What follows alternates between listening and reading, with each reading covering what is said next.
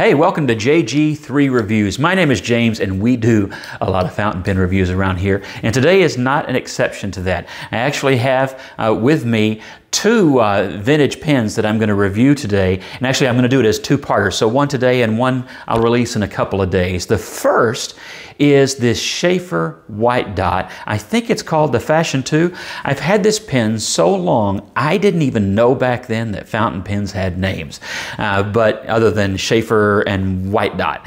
So this was a gift to me from my wife back in the mid-90s sometime. I'm not even sure exactly of the year. It's a 2-year window from 95 to 97 is when it could have been. We lived in Russia at the time and she ran across this pen, knew I liked fountain pens, and she bought this for me. It was a store called the Stometrovka in Perm, Russia. It means 100 meters. And I have always liked this pen. It's a little thinner than I like. I'll get to that in the design, as a critique of the design and everything, although best not to critique too hard gifts from your wife. I know that one. And so, but I do really like the pen, and really good one. And every now and then, if I can find the link that I ran across a few weeks ago, you can find these still for sale in new old stock.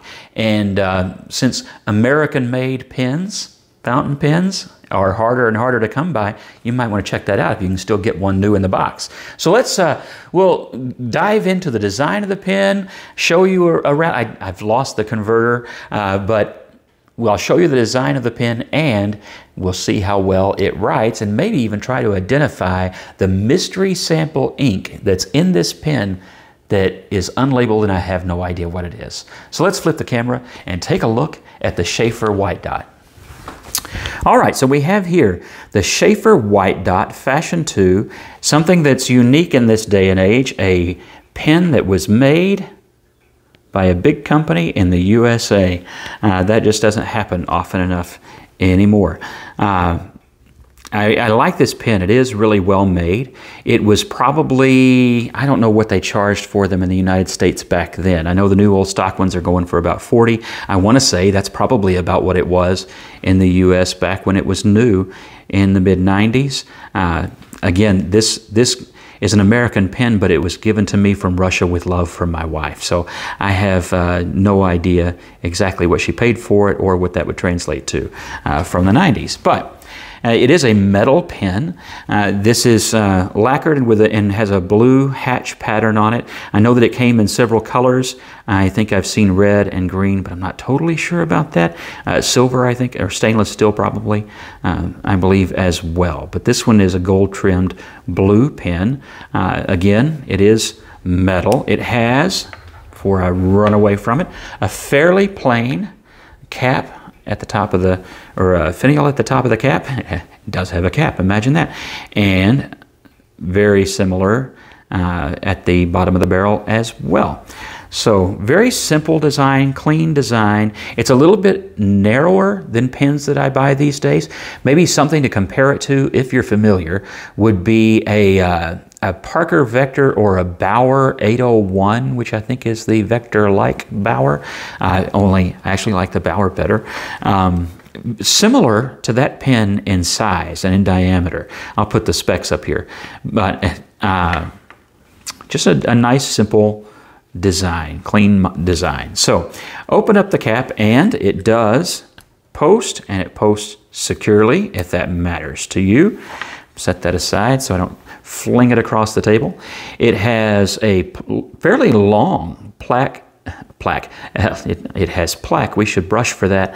It has a fairly long plastic grip section, and it seems to be a pretty high quality plastic. You can see here where I tried to ram the nib into my thumb on an earlier take. So let's look at the nib, and maybe this time I won't poke myself. This is the Sheaffer medium nib, and so it writes with a nice medium line, I'd say, even a little. It's actually very similar to the medium nib on my medium Lamy Studio, if you're familiar with that, a Lamy medium. It's really similar, writes very much the same. So we'll see that here in the writing sample. But I just wrote with that pen earlier today, so it's on my mind. And really very similar in the way the two nibs write. And I've had great experience with this one. It's just a nice, smooth Sheaffer nib. Solid plastic feed, no fins or anything like that. I've never actually, oddly enough, in all these years, even though it's been cleaned several times, I've never removed the nib or the feed. So I really can't even tell you how easy or difficult that may be. I've just never had a reason to do that so far. I'm sure it'll happen eventually. It is I think I mentioned it's a metal barrel and cap and metal insert for the feed, as you can see there. And so that I like. Quality parts. You're not going to have a quality pen if you don't have quality parts. And so I do like that about this pen. You'll notice that it does not have a converter in it at the moment, and that is because sometime in the last year I misplaced the converter. It should be a squeeze aerometric converter, Sheaffer converter. Those are harder to come by these days. And this is a Sheaffer cartridge, but it is not Sheaffer ink. As I mentioned, I don't know what ink is in it. This is the unmarked sample bottle, and I have no clue what was in it. So, wow, I totally missed. That's what's in the pen. I obviously have plenty of it, and it writes well, and actually I like the color. Unfortunately, I may never have it again, so there is that.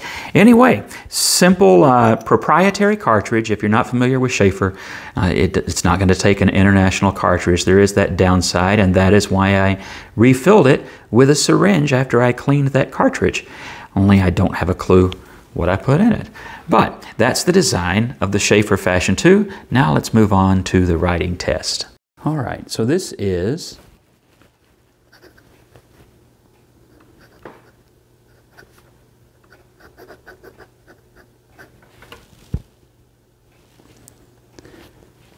Sheaffer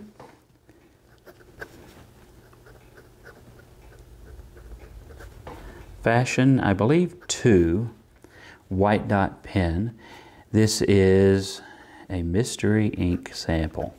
I literally just don't have any idea what that might be, but I like it. That's the problem. I'd buy some more if I just had a clue what I even have, but I don't have any idea. I forgot to tell you, this is a medium nib, and it writes really well, and it's smooth. I'm going to be quiet for a second and let you hear.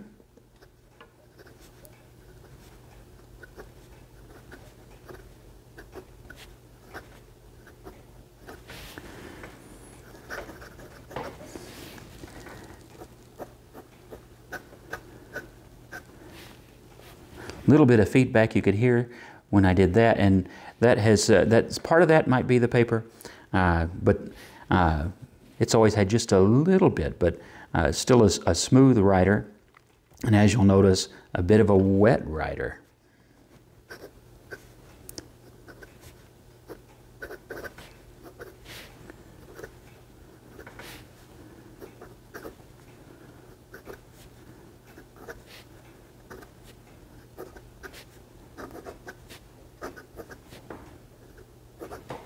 So you can hear that. I find this to be, as I said, a really nice writing pen.